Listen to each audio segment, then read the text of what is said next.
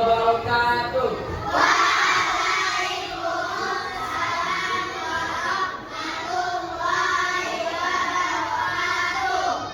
Apa kabar adik-adik sekalian?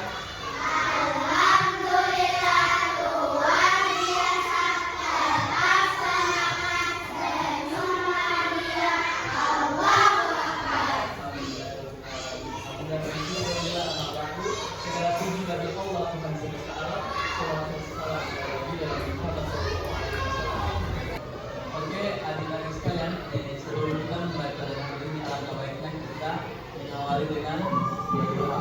Oke, berdoa dipimpin dari Bapak. Silakan.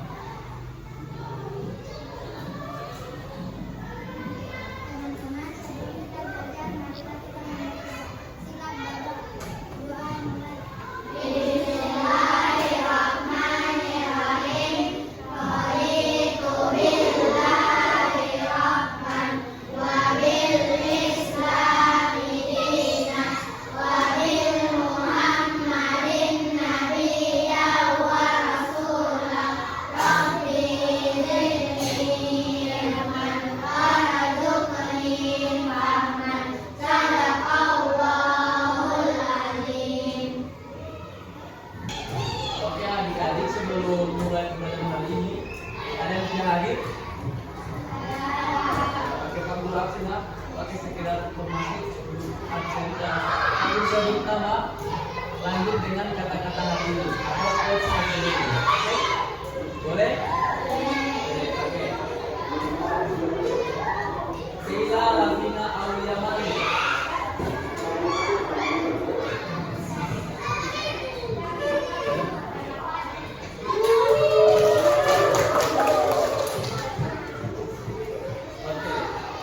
Kira-kira Musdalifah Hafiz.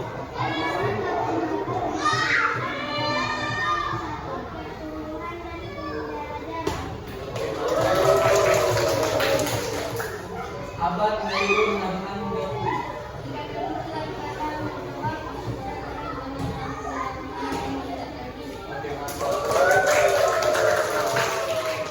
Muhammad Atayam Muke.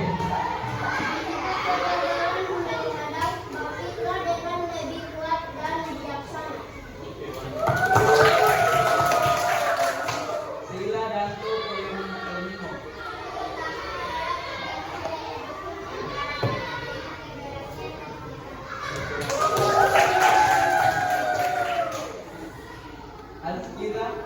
Azkia Azahra Pamune.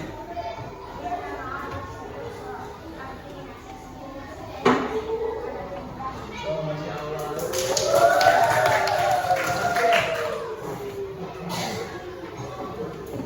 Sebelum kita memulai pelajaran hari ini, kita diawali dengan ice breaking, oke?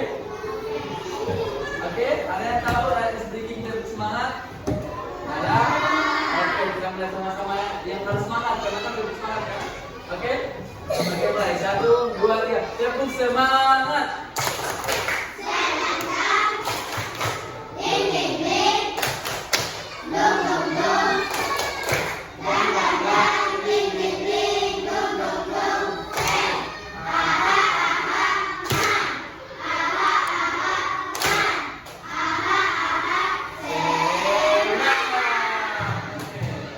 Oke, adik-adik sekalian, sudah siap untuk pelajaran hari ini? Insya Allah siap. Sudah siap? Oke. Jadi pelajaran kita hari ini yaitu tentang ikhfa dan izhar dalam bacaan Al-Quran. Ada yang sudah tahu apa itu ikhfa dan izhar? Ada yang tahu? Oke, jadi ikhfa dan izhar adalah dua huruf tajwid dalam bacaan Al-Quran yang berkaitan dengan melafazkan huruf tertentu. Memahami dan menerapkan huruf ini dengan benar dapat meningkatkan kualitas bacaan dan mendekatkan diri kepada makna ayat ini. Oke, itu pengertian ikhfa dan izhar sekaligus. Sedangkan kalau pengertian daripada satu diantaranya yaitu ikhfa. Ikhfa ini ya adalah ketika huruf sebelumnya nun sukun atau tanwin bertemu dengan 6 huruf. Nah, sebelum kita membahas tentang ikhfa dan izhar, ada yang huruf yang ada dalam ifa dan izhar? Ada yang tahu? Ada? Kamu coba jawab. Ada yang tahu? Oke, apa-apa itu coba? Ifa dulu, ifa.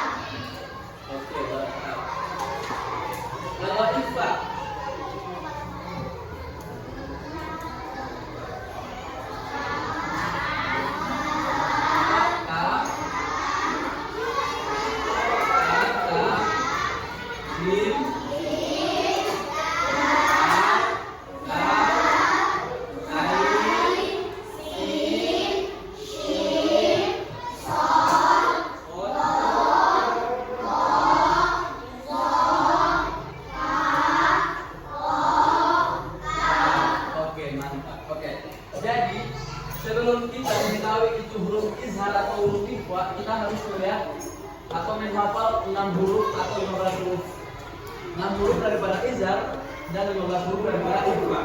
Nah, ketika kita menemukan dalam Al-Quran atau dalam buku tajwid ada nun sukun atau tanwin bertemu dengan 6 huruf di atas, ada alif, ha, ro, ain, ghain sama hamzah. Maka itu berarti izhar, dibacanya jelas. Oke, jadi dan izhar itu dibaca dengan jelas.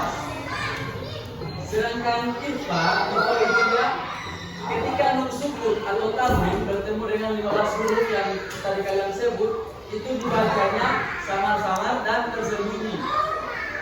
Bisa dipahami? Bisa? Oke, Pak Guruan ya. Jadi kalau izhar adalah ketika huruf nun sukun atau tanwin bertemu dengan 6 huruf di atas yang kalian sebut tadi, itu dibacanya jelas atau terpisah. Sedangkan ikhfa adalah ketika huruf nun sukun dan tanwin bertemu dengan 15 huruf yang tadi kalian sebut, itu dibacanya sama-sama dan tersembunyi. Pak Guru kasih contoh.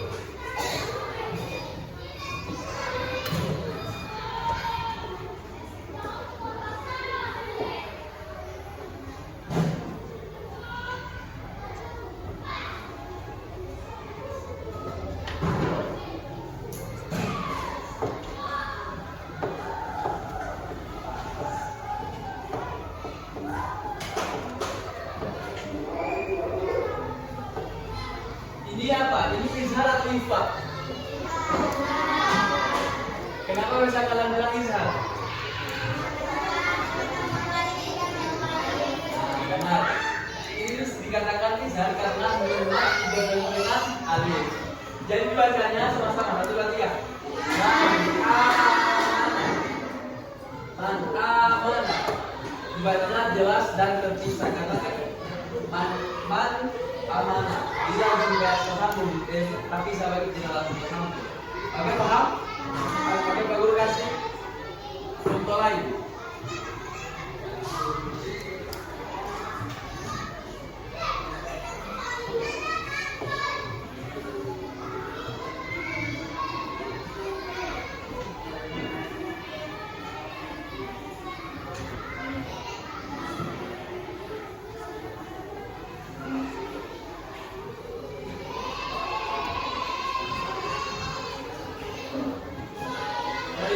Izhar atau ikhfa?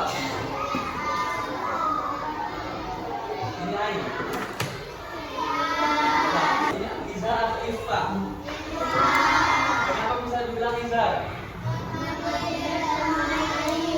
Oke, bertemu ain bacaannya. Oke, mantap. Oke, sekarang aku kasih contoh yang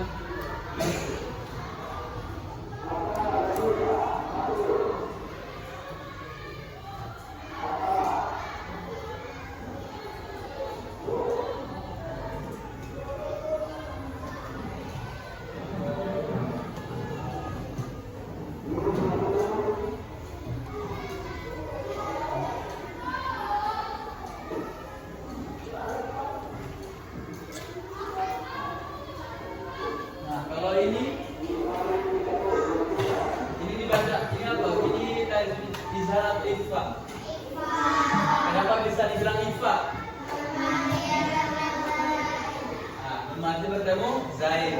Dibacanya tanzilu, itu dibacanya sama-sama ya. Tanzilu. Oke, semua di sini sudah paham? Oke, selanjutnya kita lanjut pada penerapan ifa dan izhar dalam bacaan Al-Quran. Nah, penerapan izhar dan ifa dalam bacaan Al-Quran sangat penting untuk menjaga kesucian dan keindahan bacaan. Memahami dan mempraktikkan hukum ini dengan tepat dapat membantu kita merasakan makna ayat suci dengan lebih dalam. Nah, dan pertama itu adalah memperhatikan huruf. Perhatikan huruf yang ada dalam kata dan identifikasi hukum tajwid yang berlaku. Nah, jadi untuk adik-adik sekalian, alangkah baiknya untuk kita menghafal 6 huruf dari izhar dan 15 huruf dari ifa, agar supaya ketika kita mengaji kita tidak salah untuk menempatkan tajwidnya apa. Kalau misalnya kita tidak hafal, kita mengaji terus ada sukun bertemu dengan kayu, tapi kita baca bertemu dengan huruf, tapi kita baca ialah sama-sama, itu kan tidak sesuai tajwid. Kalau misalkan dibaca dengan jelas, tapi kita membaca sama-sama. Oke, paham di sini? Jadi kita harus menghafal 6 huruf dari izhar dan 15 huruf dari ifa. Yang kedua, melafalkan dengan benar. Nah, seperti yang tadi ada contoh pada ifa yang dimana kita harus untuk pada izhar yang dimana kita harus membaca dengan jelas. Kita harus membaca dengan jelas. Berarti pada poin kedua, melafalkan huruf dengan benar. Kemudian memperhatikan makna. Setelah kita menerapkan hukum tajwid dengan baik dan benar, maka kita akan langsung fokus pada makna dalam ayat tersebut. Kita akan mencoba ternyata maknanya begini, ternyata maknanya begini.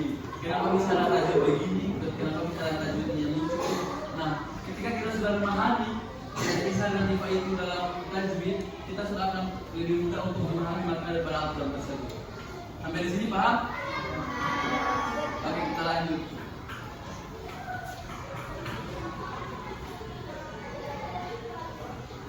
Kita lanjut pada pentingnya memahami ifa dan izhar. Memahami ifa dan izhar sangat penting dalam mempelajari Al-Quran.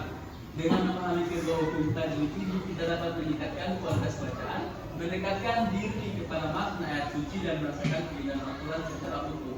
Nah, adik-adik sekalian, coba pahami poin ini, merasakan keindahan Al-Quran secara utuh. Adik-adik sekalian pasti sudah mendengar urutan-urutan yang ada di TV atau di HP. Ketika ada orang-orang yang mengaji, ketika tajwidnya itu sudah benar, apakah itu terdengar indah? Sangat indah bukan?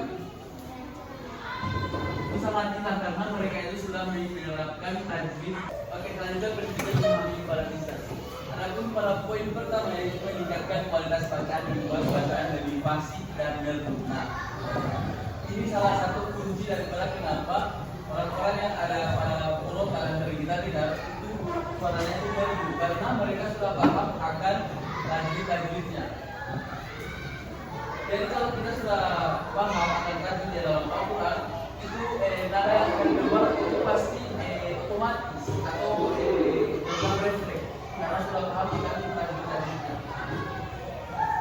Kemudian mendekatkan diri kepada makna. Seperti yang tadi dibilang bahwasanya kalau kita sudah memahami tajwid pasti akan lebih mudah untuk memahami makna yang ada pada ayat suci. Nah, kemudian menikmati keindahan Al-Quran, merasakan keindahan dan keharmonisan bacaan. Oke.